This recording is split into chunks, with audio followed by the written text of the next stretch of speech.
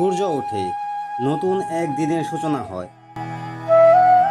আর এই বাংলার বুকে নদীর কলতানে জেগে ওঠে এক প্রাচীন ঐতিহ্য, এক প্রাণের উৎসব, নৌকা বাইচ। এটা শুধু একটা খেলা নয়, এটা আমাদের ইতিহাস, আমাদের সংস্কৃতি, আমাদের অস্তিত্বের প্রতিচ্ছবি।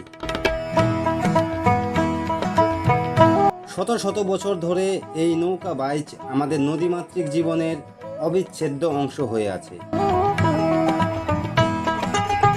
এটি শুধু জয়ের নেশা নয়, এটি একতা, সহনশীলতা এবং পারস্পরিক সম্মানের এক অনন্য দৃষ্টান্ত।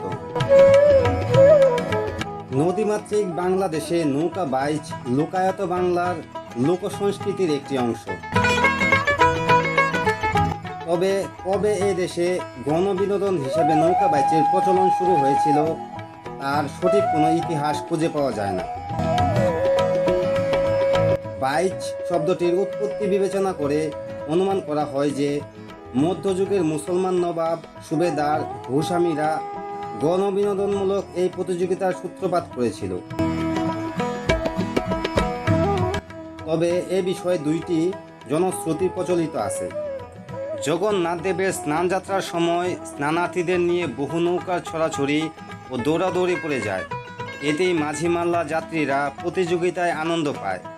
এ থেকে কালক্রমে নৌকা বাইচের শুরু হয়েছিল বলে ধরা হয়। আর দ্বিতীয় জনশ্রুতিটি হলো 18 শতকের শুরুর দিকে কোনো এক গাজী পীর মেঘনার এক পাড়ে দাঁড়িয়ে অন্য পাড়ে থাকা তার ভক্তদের কাছে আসার আহ্বান করেন, কিন্তু ঘাটে কোনো নৌকা ছিল না। অবশেষে ভক্তরা তার কাছে আসতে একটি ডিঙ্গি নৌকা খুঁজে বের করেন। যখনই নৌকাটি মাঝ নদীতে এলো তখনই নদীতে তোলপাড় শুরু হলো। নদী ফুলে ফেপে উঠল। তখন চারপাশে যত নৌকা ছিল তারা খবর পেয়ে ছুটে আসেন। তখন সারি সারি নৌকা একে অন্যের সাথে পাল্লা দিয়ে ছুটে চলেন। এ থেকেই নৌকা বাইচের গোড়াপত্তন হয়েছিল বলে ধরা হয়। এছাড়াও মুসলিম যুগে নবাব বাদশাদের আমলে নৌকা বাইচ বেশ জনপ্রিয় ছিল। অনেকে মনে করেন নবাব বাদশাদের নৌবাহিনী থেকেই নৌকা বাইচের গোড়াপত্তন হয়। বাংলাদেশের বিভিন্ন ধরনের নৌকা দেখা যায়, কিন্তু বাইচের নৌকার গঠন কিছুটা বৈশিষ্ট্যপূর্ণ। এই নৌকাগুলো হয় সরু ও লম্বাটে।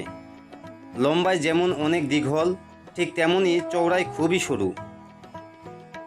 সরু ও লম্বাটে হওয়ার দরুন নদীর পানি কেটে তরতরিয়ে দ্রুত চলতে সক্ষম ও প্রতিযোগিতার উপযোগী। নৌকার সামনের গলুইটাকে খুব সুন্দর করে সাজানো হয়। তাতে কখনো করা হয় ময়ূরের মুখ, কখনো রাজহাঁস বা অন্য কোনো পাখির মুখায়ব। নৌকাটিতে রঙের কারুকাজ করে বিভিন্ন নকশা তৈরি করা হয়। সর্বোপরি নৌকাটিকে দর্শকের সামনে যথাযথ সম্ভব আকর্ষণীয় করে তোলার চেষ্টা করা হয়। এছাড়াও নৌকার বিভিন্ন সুন্দর সুন্দর নামকরণও করা হয়, যেমন উড়ন্ত বলাকা, অগ্রদূত, ঝড়ের পাখি, পঙ্খিরাজ, তুফানমেল, সোনার তরী, রাজদ্বীপ ইত্যাদি ইত্যাদি। আপনার এলাকার নৌকার নাম কি? আমাদের কমেন্ট করে জানাতে পারেন।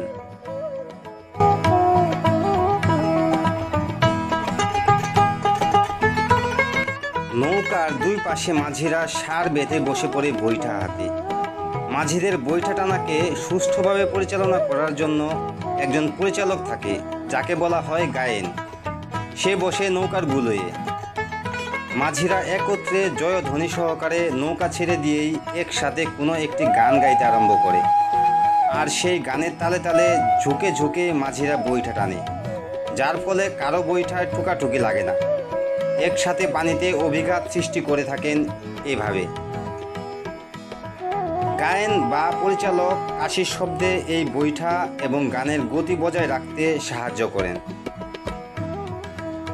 অন্য সব নৌকাকে পেছনে ফেলে নিজেদের নৌকাকে সবার আগে নিয়ে যাওয়ার চেষ্টায় প্রয়োজন বোধে কাশির শব্দে বৈঠার গতি বাড়ানোর নির্দেশ দেওয়া হয় এবং সেই সাথে গানের গতিও বেড়ে যায়। এছাড়াও এই সময় দেহ ও মনের উত্তেজনা বসেই গানের মধ্যে হই হই এই ধরনের শব্দের ব্যবহার দেখা যায়। এটি মূলত সারি গানের বিশেষ বৈশিষ্ট্য।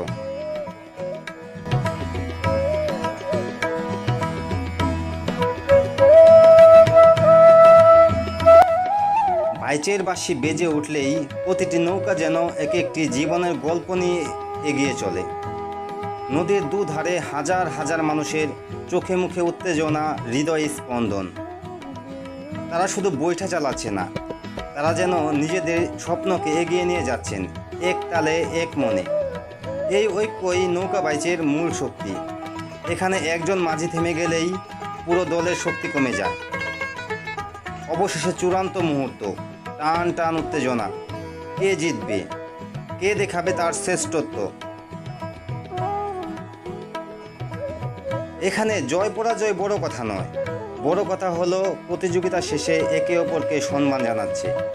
এটাই আমাদের সমাজের একতার প্রতীক।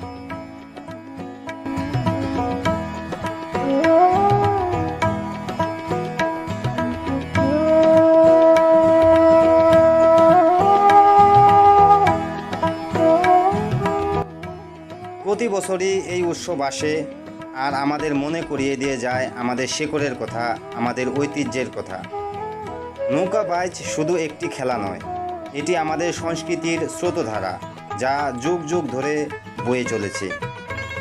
যতদিন এই নদী থাকবে ততদিন আমাদের এই ঐতিহ্য বেঁচে থাকবে।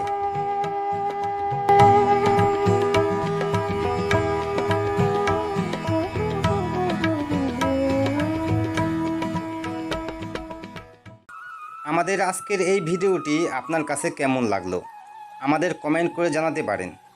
ভিডিওটি ভালো লাগলে একটি লাইক করতে ভুলবেন না, কারণ আপনাদের একটি লাইক আমাদের নতুন কিছু করতে উৎসাহ দেয়। সর্বোপরি আমাদের চ্যানেলটি সাবস্ক্রাইব করতে পারেন এরকম নতুন নতুন ভিডিও সবার আগে পেতে। আজকের মতো আল্লাহ হাফেজ।